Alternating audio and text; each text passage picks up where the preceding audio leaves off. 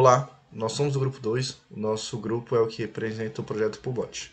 Nossos integrantes é composto por mim, Jaime Juan, como Scrum Master, Arthur Garcia como Product Owner, Elias Ali como DevOps e Lohane Cardoso como Developer. Todos nós somos Developer também, embora nós exercemos outros cargos também. Contextualizando o nosso projeto consiste em um bot de produtividade para o GitHub, com o objetivo de auxiliar seus usuários e acompanharem de forma simples e ágil as métricas de desenvolvimento dos contribuintes de um repositório por meio de gráficos informativos. Além disso, o Pullbot auxilia criando um pull request automático após fechamento de milestone e realizando o download de um relatório Markdown com as métricas dos contribuintes. As evoluções que nós tivemos desde a Release 1 até a Release 2 foi conseguir implementar a geração de gráficos informativos da equipe, a geração de gráficos informativos por contribuinte, a geração de relatório de desenvolvimento, conseguimos realizar os testes unitários, fizemos a nossa pipeline, ajustamos nossas documentações e tivemos avanços no conhecimento sobre as tecnologias. Aqui nós podemos perceber a diferença entre a entrega que nós tivemos da Release 1 e a entrega que nós vamos apresentar agora nessa Release 2. Vamos falar de arquitetura de software. A arquitetura que a gente adotou foi a própria sugerida pelo Google Chrome no que se diz respeito à extensão. E a gente pode falar que existem 3 pilares principais nessa arquitetura, que é o Background.js, o Pop-up.js e o Content Script. Eu quero começar falando a respeito do Background, porque ele é o primeiro script a ser rodado no Pullbot. E, bom, vamos lá. O Background ele nada mais é do que um script de pano de fundo, como o próprio nome sugere, e que ele vai ser executado com alguns determinados eventos que podem ser disparados. No nosso projeto, por exemplo, é o evento de instalação. Então, o usuário ele vai instalar o projeto. Então, o Pullbot convida o usuário a autorizar o Pullbot a fazer parte do GitHub dele. Todo esse processo de autorização ele é feito por meio do Auth2. E tudo isso é de suma importância para o projeto, porque o Pullbot ele precisa acessar algumas informações, e essas informações só são disponibilizadas quando a autorização acontece, certo? Outro ponto que eu gostaria de chamar a atenção é a respeito do Content Script. O Content Script ele é o script em que fica monitorando o contexto em que o usuário está. E isso é extremamente importante, porque o nosso projeto ele não funciona em qualquer site, ele não funciona em qualquer URL. O usuário que vai utilizar o Pullbot ele precisa estar em uma URL específica do GitHub. Então, nós precisamos ficar monitorando o contexto em que ele está inserido o tempo inteiro. É nesse script em que nós fazemos a modularização do index.js, que é o responsável por fazer toda a verificação de URL e realmente ter certeza de que o usuário está ali no GitHub. Esse context.js ele também é responsável por enviar algumas informações importantes para o Pop-up.js. O pop-up em si ele é uma mini tela web que fica ali no canto superior direito da tela, que a gente está acostumado a ver quando nós estamos mexendo com extensões do Google Chrome. E por conta disso, você já pode imaginar que o Pop-up.js ele é um script que está muito ligado ao front-end.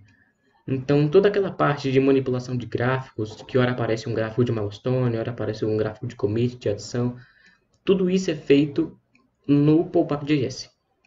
E, bom, eu acho que a nossa arquitetura ela é bem simples, ela é bem tranquila, e é isso. Eu sou a Lohane, vou falar um pouco sobre a qualidade de software do projeto. Nós utilizamos algumas ferramentas de software que nos ajudaram bastante a garantir a qualidade do projeto, como o ZenHub, que é uma extensão do Google Chrome. Essa ferramenta de gerenciamento nos ajudou a ter um panorama mais visual e organizado do segmento do projeto.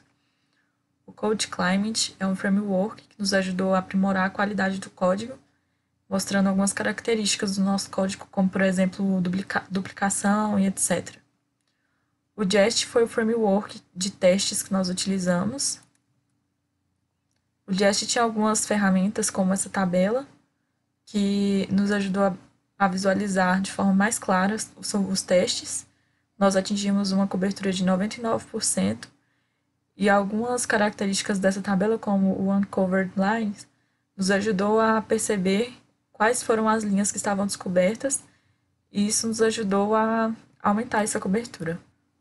Como nosso projeto é um plugin, a equipe concluiu que não seria necessário fazer a pipeline CD, mas nós fizemos a pipeline CI no GitHub Actions, e então cada mudança que for feita no projeto será integrada, testada e implementada de forma automatizada. Olá pessoal, eu sou o Arthur. Hoje eu vou estar falando sobre um pouquinho sobre o nosso Pubot, a forma que a gente implementou e as principais features, beleza? Então, para começo de conversa, a forma que a gente baixa, né, o Pubot é aqui no Google Chrome, na área de extensões, que o nosso bot, ele na verdade é uma extensão que a gente vai usar dentro do GitHub, tá bom? Então, o primeiro passo que a gente vai fazer é baixar aqui, adicionar a extensão, é bem rapidinho, e o intuito aqui é a facilidade de tudo. A gente está usando o Auth2, né, como login para conectar o bot e a nossa conta. Aí aqui ele está conectando a nossa conta e pronto, a gente já está configurado e já pode começar a utilizar. Então, o que que acontece? O nosso bot, ele consiste em um bot de produtividade dentro das métricas da metodologia ágil, né? Então, uma pessoa que está querendo agilizar o processo dentro de um repositório, ele pode usar o nosso bot para poder ter alguns gráficos e relatórios sobre de como está a equipe dele e ele mesmo durante as sprints e as semanas, tá certo? Então aqui a gente está no navegador, né? A gente está aqui no Google e eu vou entrar aqui no nosso repositório. E bem, a primeira feature que a gente tem, na verdade, ela é de fazer um pull request automático quando a gente fecha uma milestone. No caso, essa milestone já estava fechada, mas a gente pode resolver isso aqui, é bem rápido. Pronto. E a primeira feature é quando a gente dá o close da milestone, beleza? Então eu vou apertar o close aqui e ele vai gerar um pull request automático para mim. Olha aqui. E pronto, gerou essa interface aqui. O que que ela faz? A gente pode definir qual branch a gente quer fazer o merge. Por exemplo, eu quero essa 116 aqui e a branch destino a master. E colocar uma issue aleatória aqui, só para exemplificar. E aqui eu posso definir qual alteração que eu estou fazendo. Isso aqui é legal porque quando a gente fizer o pull request e a gente olhar a estrutura do pull request, vai estar exatamente essas informações. A alteração que a gente fez, qual a issue que a gente fez e o nome dela certinho. Aí eu aperto aqui em concluir e pronto, legal. Lá quando a gente for ali no pull request, vai ter um pull request feito. Beleza? E é isso aqui. Ele vai mostrar o tipo de alteração, alteração em documentação, a issue que eu quis e a solicitação. Já tem o texto prontinho. E ao mesmo tempo que eu fechei isso aqui, ele me gerou um documento aqui, ele fez um download. A gente pode ver. O que que é isso aqui? Isso aqui é um texto, né, feito em Markdown, que ele vai dar algumas métricas da gente de como funcionou o grupo. Isso aqui primeiro é o ranking de contribuições desde o início do repositório até agora, ranqueada, a quantidade de contribuições de cada integrante. Então, por exemplo, eu aqui estou com 237, a Lohane 154, o Jaime 104 e por aí vai. Esse segundo aqui foi a quantidade de commits que a gente teve nessa sprint. Tá zerado porque, como eu mostrei, ela estava fechada, então ela meio que já reiniciou. Mas se a gente for numa sprint que está aberta e fechar ela, isso aqui vai aparecer certinho, beleza? É porque nos testes de abrir e fechar, a gente fica zerado, né? Enfim, essa de issues. A gente tem a quantidade de issues que foi delegado para cada um. Por exemplo, aqui eu que sou Arthur, fiquei com 4, a Lohane com 1 e por aí vai. E os comentários das issues. Isso aqui, por que que a gente fez isso aqui? Porque a gente acredita que o Scrum Master, ele quer ter o controle de como o grupo dele está trabalhando, o que que cada um está fazendo, se as pessoas estão comitando nas issues, porque é legal, né, a gente ter um controle disso, de o que que está acontecendo. Beleza, isso aqui é interessante porque está em Markdown, então se a gente quiser colocar no GitHub Pages, vai funcionar certinho, vai ficar bonitinho lá. Agora, a próxima feature que a gente tem é em relação aos gráficos. E como é que funcionam os gráficos? A gente vai aqui no pop-up. Bem, vai aqui no pop-up, né?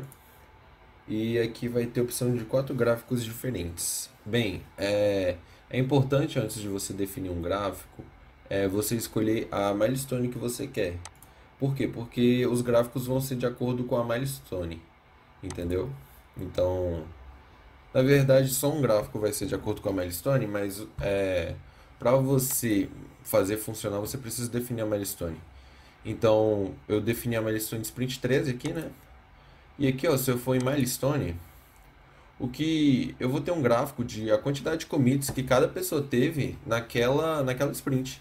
Então aqui, ó, sprint 13 e aqui a gente vai ter a quantidade de commits.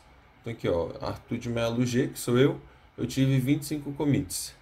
E esse aqui é o primeiro gráfico. O segundo gráfico, ele é da quantidade de adições de linhas de código, não só na master, mas em qualquer branch, durante as semanas do boot. Então aqui a gente tem a quantidade de adições. E o legal desse gráfico, na verdade, desse gráfico, o gráfico de deleções e o gráfico de commits, é que são gráficos empilhados.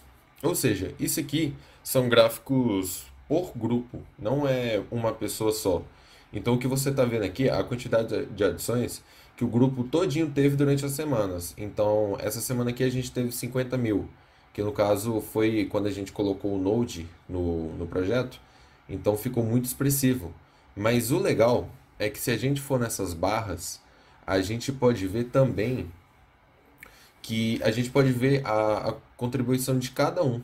Então, ao mesmo tempo que é um gráfico que mostra a quantidade de contribuições de do grupo todinho, você também pode ver a quantidade de contribuições de cada pessoa. E o legal é que você também pode ir tirando algumas pessoas e eventualmente você pode ver a sua contribuição. Você tem a sua contribuição. Mas se você quer ver do grupo todinho, você pode voltar aqui clicando nessas pessoas. O de deleções funciona da mesma forma, só que são a quantidade de linhas deletadas durante as semanas. Aqui a gente pode ver que tem uma quantidade muito alta, que foi quando eu tirei o Node em uma semana que a gente não estava realmente precisando. Então fica grande assim, mas eu posso tirar o meu nome e outras pessoas aparecem. E aqui a gente também tem a quantidade de commits, que funciona da mesma forma. É legal para um Scrum Master que dá para ver mais ou menos o desempenho. Por exemplo, as primeiras semanas a gente começou com poucos commits e foi crescendo durante as semanas e mantendo relativamente estável, né? Teve uma crescente aqui, mas a gente pode ver como o grupo está de forma geral. E se a gente colocar o cursor do mouse aqui, a gente pode ver quem está comitando, como está trabalhando. Isso aqui para um Scrum Master é muito legal, porque a gente consegue ver o desempenho da nossa equipe. E esses são os nossos gráficos. Eu particularmente gosto muito desses daqui, porque eles funcionam por empilhamento. Então, ao mesmo tempo que você tem uma visão geral do grupo, você tem uma visão geral também sua e das pessoas do seu repositório. Então é um apanhado bem legal de tudo. E foi esse o nosso trabalho. Lembrando que esses gráficos aqui também funcionam em outras milestones, obviamente. Então se eu quiser ir ali na milestone 10, eu vou conseguir ver como como foi o nosso desempenho nessa sprint. E com qualquer outro, e também com outros repositórios, não só o do Pullbot, não só o seu, você pode ver o dos outros também, se tiver interesse. O Milestone, Sprint 3, bem equilibradinho, bem legal. E é isso. Obrigado por assistir e até mais. Se tratando do planejado vezes realizado, o que nós podemos falar é que, se baseando no nosso EAP, nós podemos perceber que nós conseguimos entregar tudo o que foi planejado, tanto em relação aos épicos quanto em relação às documentações. Já no nosso quadro de conhecimento, podemos perceber que no início a equipe não tinha um conhecimento notório em algumas bibliotecas, alguns frameworks, algumas linguagens e softwares que viriam a ser usados durante a implementação do projeto. Já no final, podemos perceber que a equipe teve um avanço significante no conhecimento da matéria, o que veio a proporcionar um grande avanço da equipe como um todo. Agradecemos a presença de todos aqui e desejamos um ótimo final de semestre para todos. Obrigado.